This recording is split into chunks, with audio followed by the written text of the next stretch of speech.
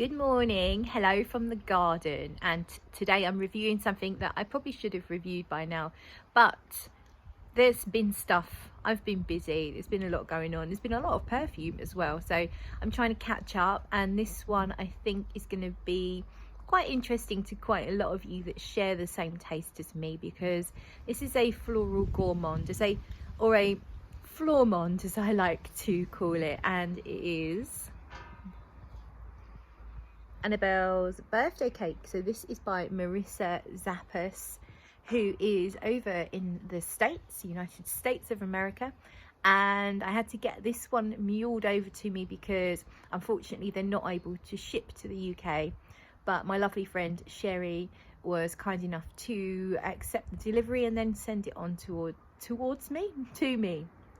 Funny, I've got some funny sunshine on my face. So I've had it now a little while. I've worn it a few times, not loads, because when I first got it, it felt like it was a little weak, and it wasn't. It just needed time, and I was told to let it rest for a while by a couple of people, and they were so right, because now it's blossomed. So Annabel's birthday cake is a collaboration between the perfumer Marissa Zappas, she's a small niche artisan indie perfumer, and a lady called Annabel Gatt, who is an astrologer, and I guess it's a memory scent of Annabel's birthday. I would say not just the cake, probably the party, because we have a note of balloons in here as well. So in the note listing we have, if I can remember, there's 9 notes. Let's see if I can remember them all. You've got the balloon accord, you have heliotrope and lemon sugar, they're in the top notes. Then you have rose, I think it's frosted rose petals, or candy rose petals, I think, candied rose petals. And you have tuberose frosting, so like a cake frosting flavoured with tuberose. And then what else? Oh, fresh out of the oven cake. And then in the base you've got roasted tonka, cocoa, and one other thing. Roasted tonka, cocoa, and honeycomb. Got it, honeycomb. That's all of them remembered. Well done, me. Arm's getting a bit tired. Sorry for this shaky video. It's just sometimes I can't be asked to do things properly, just being honest. So I sprayed this about an hour ago all around here, and I'm getting light wafts of a really gorgeous, I would call it a vanilla perfume. Even though vanilla's not listed, it's clearly going to be in there with at least the cake accord, if not the tuberose frosting. And it's an absolutely gorgeous, fluffy, soft, powdery yet creamy, vanilla-y type fragrance. I'm gonna do one more, hang on.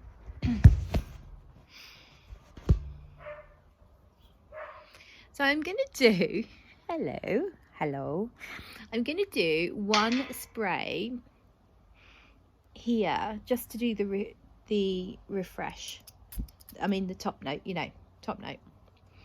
Let's get the top notes. So sorry about that, you don't get that on other people's channels, do you? So because this one does definitely change. So what you get in the opening is not what you get later on. They're not very terribly far removed, but they do, it does develop. That's what I'm saying. It does develop nicely, not too much, not too little. So when you first spray it, you get this mixture of citrus and sweet, I guess like a cake note. So imagine like a cake batter, and then you swirl in some, I would say, orange and lemon zest or oil. Swirl that into the cake batter, and a hint of rose as well, actually. A little let's sprinkle some rose petals into that mixture. So you've got this raw cake batter and the citrus oils and the rose petals all swirled in together. Let's imagine the windows open in the kitchen and there's a tuberose plant that's growing just outside, and the breeze is just sending little tiny wafts of the tuberose in at the same time.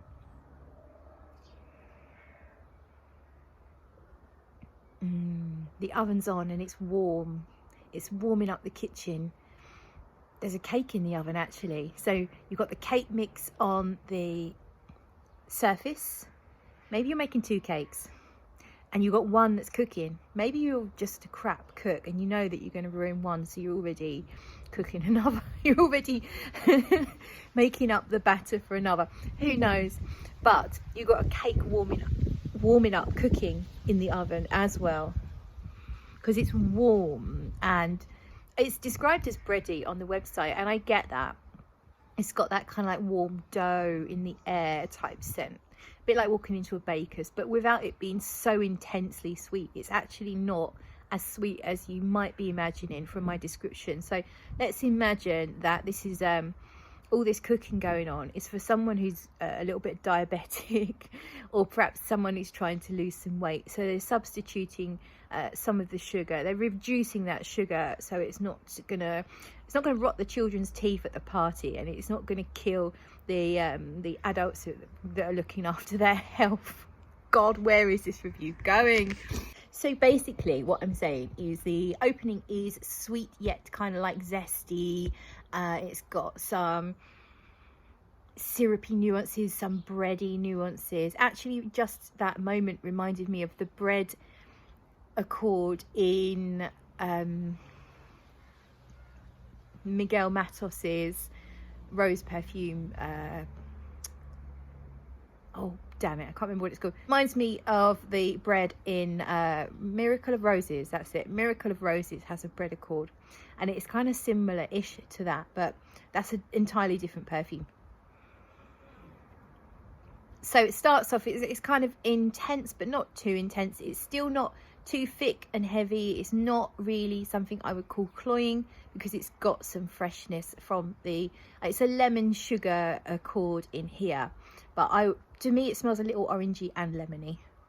So then when we have the citruses kind of gently fade away, and I say the citruses, it's always the citruses melting in with all the lovely sweet stuff. So it is never smelling like one of those fragrances that is supposed to be very refreshing. It doesn't smell anything like a cologne or a freshie, because the citruses are very much mingling with all the sweet stuff.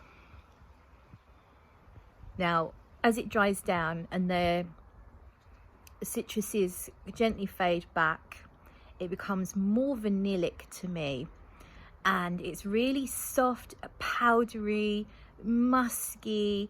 It's light, it's never heavy. There's a hint of almond, and I feel like the almond might be coming from tonka, because tonka does have some almond like nuances to it. It's not a heavy tonka fragrance. Too much tonka in fragrances is annoying to my nose. That's just a personal thing. I don't really like very tonka heavy fragrances. This has a very subtle, gentle tonka, which I think is bringing this almondy nuance, which I love. Also, heliotrope, of course, has almondy elements to it as well. So it does kind of start to feel almost like sugared almonds.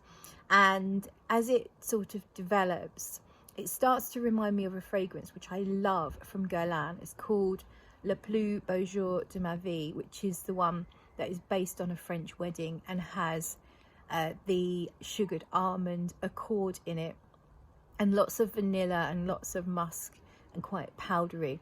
So it actually goes in that direction. Not that it's a dupe, but I think if you like that one, then you're gonna like this one. This is not as strong as the Guerlain. I find the projection quite light. It's not too light, but I do need to spray quite a lot, and I would probably refresh after 5 or 6 hours. It does last a lot longer on the skin, but it does just become fairly close. So I think the way to counteract that, if you want more presence with your fragrance, is you need to spray your clothes, get a little bit in your hair, and just overspray.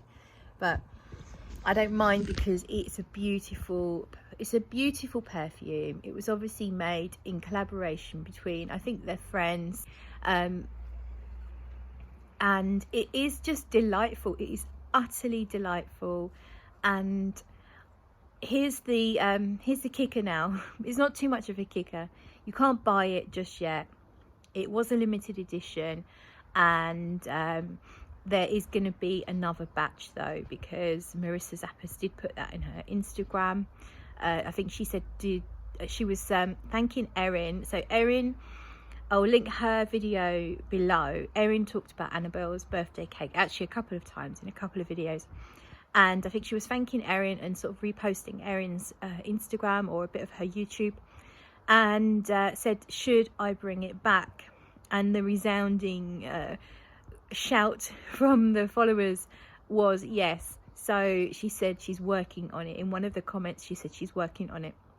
There's not going to be a waiting list, so you will have to stay alert, follow Marissa on her Instagram, and I think if you keep your eye out for myself and Erin on Instagram and YouTube, you're going to hear about it as and when it does get re-released.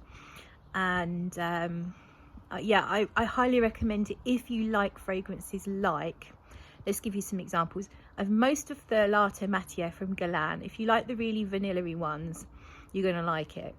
The new Oriana, if you like the sound of that, or if you've tried it and you really enjoy it, then it's similar, but this, the Marissa Zappas, has lots more powdery, musky, sweet, gourmand stuff right from the start, whereas Oriana's more floral to start with, and then you kind of have to wait for the marshmallow accord. But when you get there, the marshmallow accord in Oriana is not that dissimilar from the dry down of Annabel's birthday cake. So if you like the sound of that, or you like it, I think if you like also Delina exclusive, the rose is basically rose and vanilla to my nose, I think you're going to like it. If you like a floral, musky, vanilla sort of gourmand that's not too thick and heavy in your face, it's not like a typical obvious winter gourmand. This is more of a summer, spring gourmand, because it has a lightness to it. So if you like that, kind of thing, the sound of that, then you need to keep your ears to the ground and your eyes peeled, because it really is a treat. I mean, well, birthday cakes are, aren't they? But it really is a treat, and I recommend that you give it a go. So that's it. Thank you so much for watching, and I will see you in another video.